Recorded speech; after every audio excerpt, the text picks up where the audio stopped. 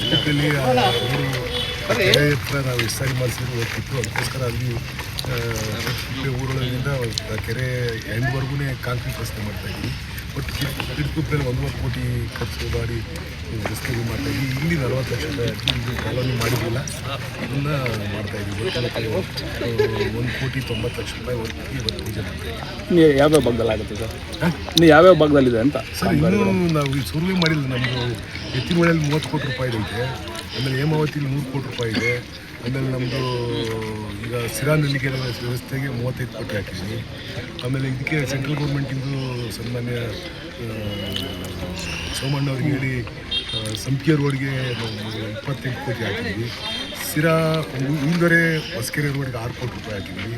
ಆಮೇಲೆ CM ಅವ್ರು ಕೊಟ್ಟಿರೋದು ಮೊನ್ನೆ 50 ಕೋಟಿ ರೂಪಾಯಿ. ಹೇಮಾವತಿ 100 ಕೋಟಿ ಇದೆ. ಇನ್ನೂ ಒಂದು ಸುಮಾರು 300 ಕೋಟಿ ರೂಪಾಯಿ ವರ್ಕ್ ಶುರು ಮಾಡಬೇಕು. ಜಾತಿಗಳಾಗಿವೆ, ಪೂಜೆ ಮಾಡಬೇಕು. ಜಾತಿ ಗಣತಿ ತುಂಬ ಲೇಟ್ ಆಗ್ತಾ ಇದೆ ಅಂತ ವರದಿ ಬರ್ತಾ ಇದೆ. ಸಮೀಕ್ಷೆ ಮಾಡ್ತಾವ್ರಿ. ನಾನು ನಿನ್ನೆ ನಮ್ಮ ಮನೆಗೆ ಬಂದಿದ್ದು ನಾನು ವಿಚಾರಿಸಿದಾಗ 92% ಮಾಡಿದ್ದೀನಿ ಅಂತ ಹೇಳಿದ್ರು. ಇನ್ನು 8% ಮಾಡಬೇಕು ಅಂತಂದರೆ ಮಾಡ್ತಾರೆ. ಹೈಕಮಾಂಡ್ ಪವರ್ ಜಾಸ್ತಿ ಗೊತ್ತಿಲ್ಲ. ಯಾರ್ಯಾರಿಗೆ ಎಷ್ಟೆಷ್ಟು ಪವರ್ ಇರ್ತದೆ ಅಷ್ಟೆಷ್ಟು ಪವರ್ ಅವ್ರಿಗೆ ಇರ್ತದೆ ಸರ್. ಗೊತ್ತಾಗ್ತದೆ. KSRTC ಬಸ್ ನಿಲ್ದಾಣದ ಉದ್ದಿ ಪೂಜೆ ಸರ್ ಇವತ್ತು ಬರ್ದವ್ರೆ. ಅದು ಅಪ್ರೂವಲ್ ಆಗಿ ಟೆಂಡ್ರು ಕೂಡ ಆಗಿದೆ 10 ಲಕ್ಷ ರೂಪಾಯಿಗೆ, 10 ಕೋಟಿಗೆ. ನನಗೆ ಇದಕ್ಕೆ ಇನ್ನೂ ಟೆಂಡ್ರ್ ಆಗಿಲ್ಲ.